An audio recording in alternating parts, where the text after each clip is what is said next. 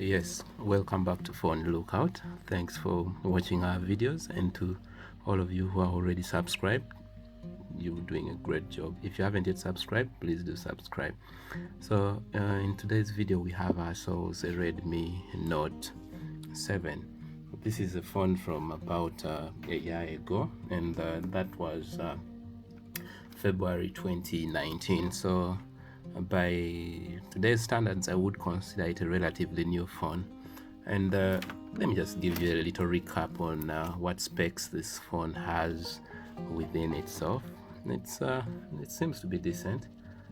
It's a 6.3-inch phone with a 48 megapixel camera. The RAM is in options. You could get three.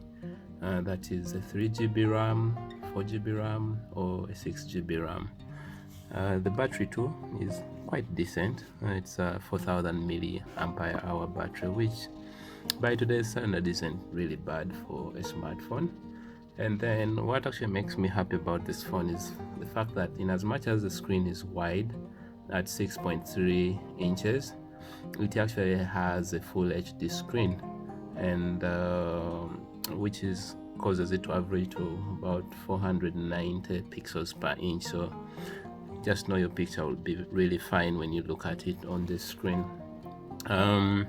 It features an 8-core Qualcomm processor, and if anything, the phone is actually the processor. This actually tends to determine how long your motherboard will last. The internal storage has also a number of options. That's 32GB, 64GB, and 128GB. I bet with this size you may not need any external storage, but then again, a 48 megapixel camera does take quite heavy photos, so don't first write off having a memory card. I wonder whether it has a dedicated memory card slot. Yeah, I think it has, except it shares it with the second SIM card. At the back right here, you will notice that it has actually two lenses. The 48 megapixel being the main image sensor, and then that is featured with a smaller 5 megapixel sensor, which also acts as the depth sensor. Of course, this phone has another variant that comes with a main camera of 12 megapixels and 2 megapixel for depth. The front is a 13 megapixel, but what I normally want for this camera, since I'm a vlogger, unofficially so, at least it can handle for me a full HD video footage. That's 1080p up to a frame rate of about 120 frames per second. Yeah, enough of the specs. Oh yeah, I also love Wi-Fi, so it features the Wi-Fi AC adapter, and that one really is fast. If you go to a place that has dual band Wi-Fi antennas, that's the 2.4 gigahertz and the 5 gigahertz antennas, this will use the 5 gigahertz antenna. And seeing that very few devices actually have AC, you will be watching your YouTube videos without buffering, yet a guy who is connecting through the N router will be having to wait for a number of seconds. I just remembered something. I love FM, and this boy still has FM. That's the challenge I have with flagships. Most of them do not feature FM, and I really wouldn't want to have to pay for radio. I mean, some people tell me, okay, just download the radio app and do an online radio, but my friend, they are free radios that I do not have to pay single money to buy data in order to listen to. So I will still opt for a phone with a radio any day, anytime. I think, let me also summarize this video as a mini teardown video, so which would mean that I will have to take you around the phone just to mention a few components, that actually a few parts of this phone. I think it goes without saying that the front camera is right there, and that's a 13 megapixel camera, quite decent for selfies. To the left side of the phone, you only have the SIM card tray, and this SIM card tray comes out by means of a pin that you use to poke the phone. Multimeter. So I have my multimeter with a pin right on it, and I will have to use it to be able to poke out this SIM card tray.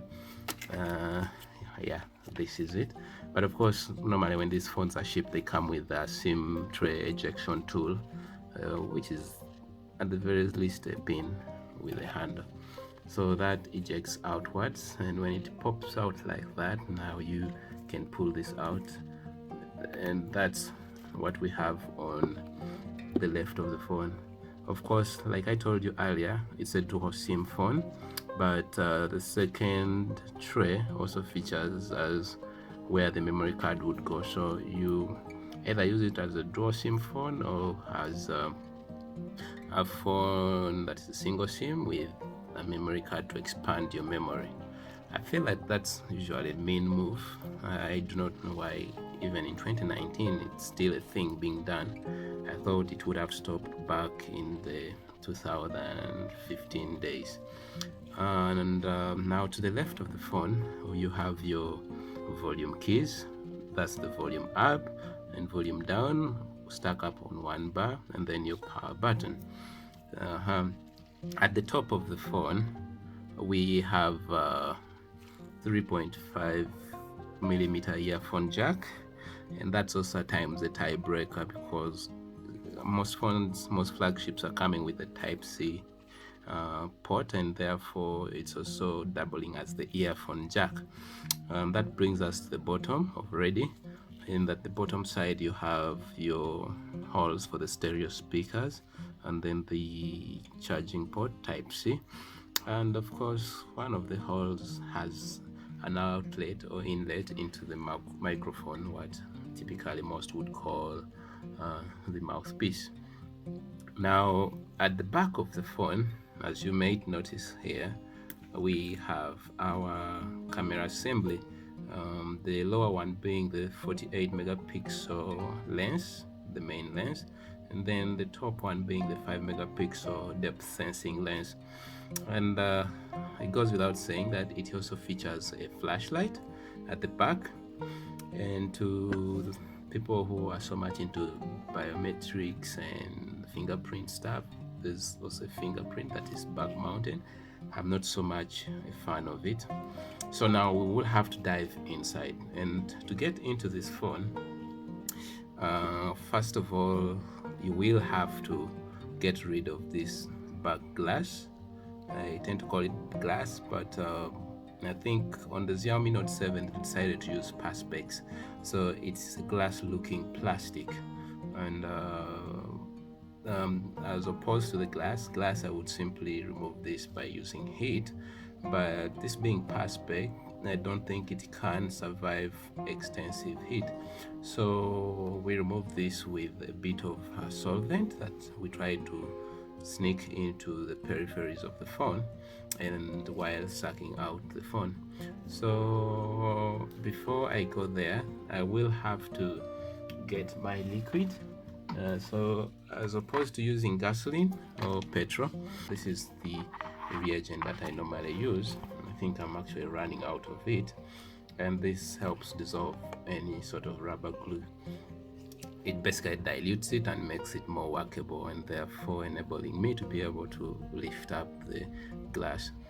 But I will have to use this in conjunction with a suction device that will help me pull this off the frame. Let me get that thing and then come back. I'm going to pause for a moment. Okay, now I have been able to find my suction tool or my handle, and it is right here. Okay, and then I believe I'll need these two things. This help me go around the frame of the phone. Having picked those, I will have to pour myself some little liquid. First of all, I'll use the lid and just pour out a little amount right there. Then I believe I will need tissue, but if you had the Q-tip, that would have done you some good justice. Let me get some tissue. Okay, I have managed to get myself a little bit of tissue, I know it should do the job. So lucky for me, I have a pair of tweezers, so it will help me hold this little piece of tissue that I shall be dipping into the liquid and help me deliver it onto the edges of the phone. So the beginning part will be a bit difficult because we are interested in getting this liquid in that gap between the back glass. Allow me to use glass because that's the intention here.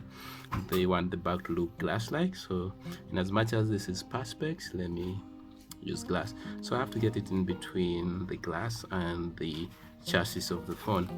So bring a fluid right there, dip in a little, and then allow it to seep in around the entire edge of the phone. So the hope is that this adhesive will seep into the phone or into that gap between the back plastic and the main frame of the phone. Okay, so I'll just keep on using a lot of it. Put it in mind that this liquid is actually volatile, so that's why I am placing it there a number of rounds together. So as some of it evaporates, part of it actually seeps into the gap between the back glass and the frame of the phone. Now this suction tool, we are going to put it there to help us with lifting this back glass as we get in between. I think I may also need a surgical blade to attempt to get in between the plastic and the frame. Let me find my surgical blade. Okay, now that we are back, this is my surgical blade, and I will apply another round of the solvent. Okay, it's okay right there. So now with the surgical blade, as I'm lifting this up, I will try to get in between with the surgical blade, right in there. Okay.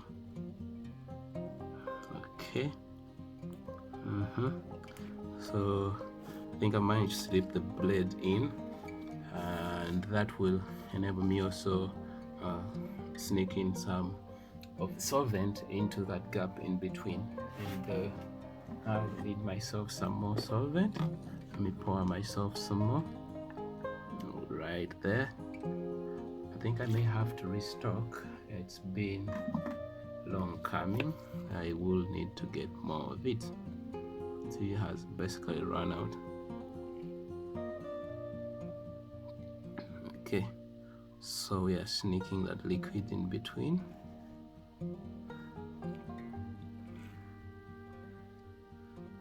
I do not know why manufacturers decided to make our work very hard. I think they are tending to no fixing phone kind of models. You simply buy the next one should your phone fail. But then I find it a bit redundant why one would give a phone a very lasting motherboard and yet wouldn't want you to repair it. I mean, it's a bit hypocritical with this whole era of green, keeping the green and climate. Yeah, so I think you can now see that the back plastic or back glass is now gaping, and I can now get between it and the main frame of the phone. So as it is gaping up, you can see right there, I will sneak in some more liquid right there. Okay, some liquid there, and then also this side. I was always skeptical about these suction tubes, but they actually seem to perform. I only until recently acquired it when I bought a screen for my Huawei P9 that I had to replace. So I had it shipped in from China as opposed to buying the screens locally, and so they were kind enough to send me a few tools that I would need in replacing the screen, and that's how I ended up with this little silicone based suction device. And just like that, this peels off. But Before you go any further, always be careful. There is a fingerprint fiber that you will have to first unplug from the frame before you entirely lift off the back glass, and that could wreak havoc. You could tear that ribbon and end up with a dead phone, and yeah, that's not good for you, the technician and the client alike.